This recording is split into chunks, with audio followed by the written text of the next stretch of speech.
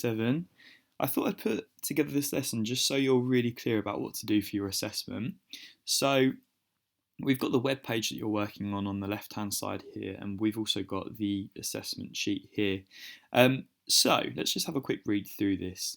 So we know we've looked at King John over the past 5 or 6 weeks, and now it's time for you to really write down your full answer as to how far you think that John was a bad king. So you can download the assessment sheet here. If you can't download it, it's not a problem because this is all the assessment is. It just comes up with a question here which says, how far do you agree that King John I was a bad king? If you can't open Word, you can just write that on a piece of paper, and you can do it by hand if you want to. The interesting thing to note here is that this is a 16-mark question, which means that it has to be very in-depth with lots of detail. So this shouldn't just be a short answer.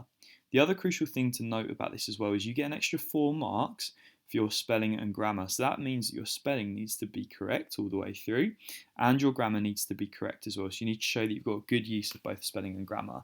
You also get extra marks in that spelling and grammar part for the addition of keywords. So if you remember back to our lessons and all the keywords you wrote down, if you can include them in the correct places and use them effectively, then you'll also be getting marks under that section there for using them.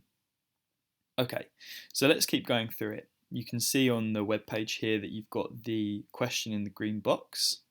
Okay, so I've put down here, just to remind you again, what we agreed on makes, or what makes a good medieval king, and these are the things that we've agreed on. So we said and we agreed that you have to be smart, so a medieval king needs to be intelligent, a medieval king needs to be tactical when dealing with situations, they also need to be patient when they rule, they need to be highly religious, they need to be good at fighting, they need to be loyal and tactical with their family, and they also must uphold the law and be fair to their people.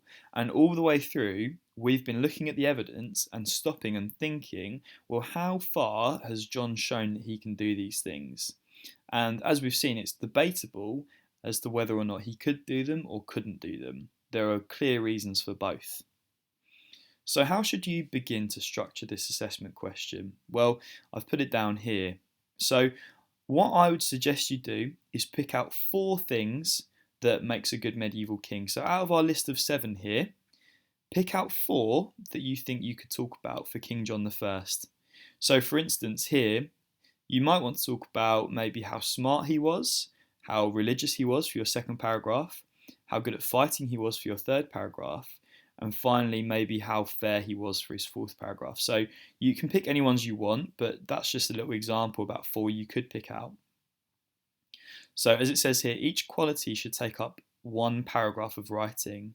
So if you have a look in the blue box here, what you'll need to do for your overall assessment is write your introduction, then your paragraph 1 needs to be about the first quality you're talking about. So for example, if here, for example, I'm talking about how smart he was, my whole paragraph should be assessing how smart he was and looking at all the evidence to say he was or he was not smart. You then move on to paragraph 2, which looks at the second quality you've picked out. So for instance here, I've looked at how religious John was. So for this 2nd paragraph here, I'm going to be talking about all of the times I've seen John be a good religious king, and then also all the times where I've seen John be a bad religious king, and so on. And finally, after you've done your 4 paragraphs, you need to write your conclusion, which sums up your overall opinion about whether or not you think John was overall a good king or a bad king. Now, in each paragraph, it should follow this sort of structure. So again, let's think about the first one I chose about the smart part. So let's think about how intelligent or how smart John was as a king. Now let's have a look at the purple box here, because this is a structure box to help you with each individual paragraph.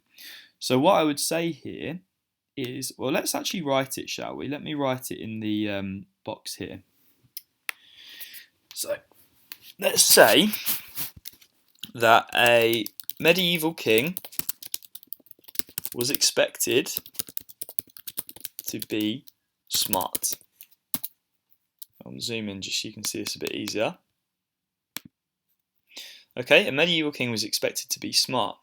Now, as you can see on the structure, it says, now you need to explain why it's important for a medieval king to be this way. Well, let's think. It was important for a medieval king to be smart because,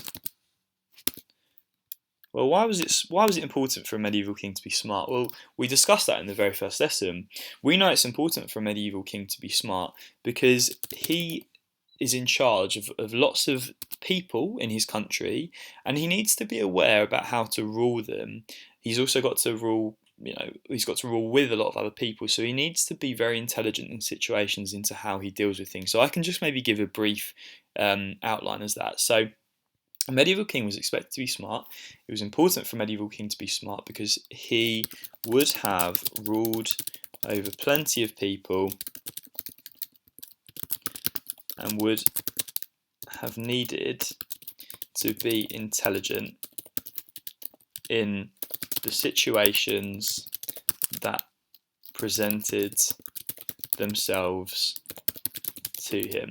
Okay, that's a lovely start. That just explains to the reader why it's important for kings to actually be smart in the first place. Now you'll see in the purple box here, the first thing that let's look at overall purple box. The things you're going to do here is looking at when John did show that he was intelligent and when John showed he was not intelligent. So you really need to do your thinking here about where did you see John show forms of intelligence, and you need to put in your specific evidence. Then you need to move on to the point that shows that John maybe wasn't particularly smart, and you need to put in all of the evidence for that. So we can start our next part by saying it could be seen as if John was smart. This is because. Now, in this part here, I need you to think about 2 to 3 bits of clear evidence that you have learned to really show that John had this quality of being smart. Okay? Then you'll move on to your second paragraph, or not second paragraph, sorry, your next part of the paragraph, which says, however, it could also be seen as if John was not smart.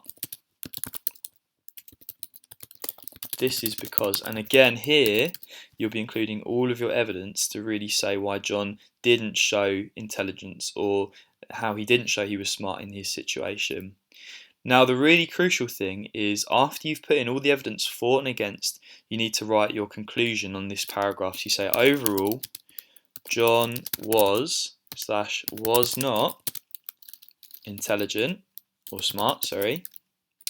I believe this because, and here you need to use your explanation to really show why.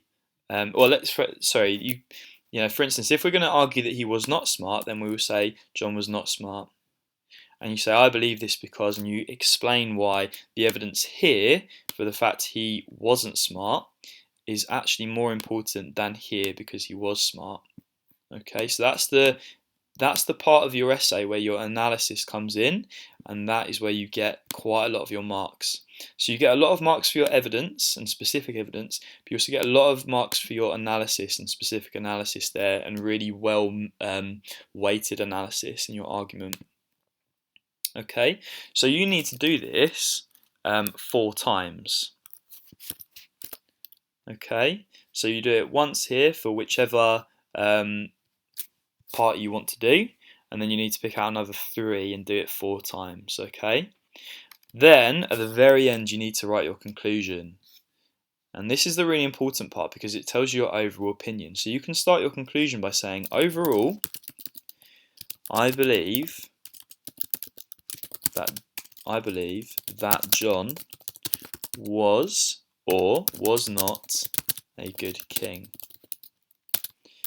And you can also then say, I have come to this conclusion because. And here you need to write a few sentences that really sum up everything that you have been talking about already in your arguments.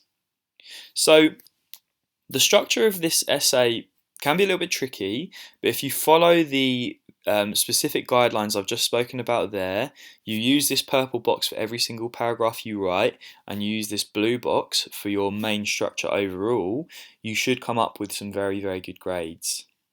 Now, on the bottom of the page here, I have also written just a summary of the information for you to use in your essay as well. So I've just reminded you about what the key events in John's reign were. So you can pick out your evidence from when he inherited the throne, his quarrel with Pope Innocent III, his wars in France, the rebellion by his barons, the signing of the Magna Carta, and also I've included this information super sheet here that you can download. Now that's got all of the information we've looked at together in the lesson, so use that for your evidence. Yesterday you looked at the websites here to gather more evidence, and I've put them down here again for you if you want to gather more evidence, and also I've included some of the videos that we've watched in the lessons as well, so you can watch them again to gather more evidence too. So I hope that goes well. If you need any help with your essay, then please get in touch with me on Show My Homework. This is going to be due by Tuesday the 31st, because that is the date of our next lesson. So by the end of Tuesday the 31st, I would like you to have your essay into Show My Homework for me, please. Okay, good luck, Year 7. Well done.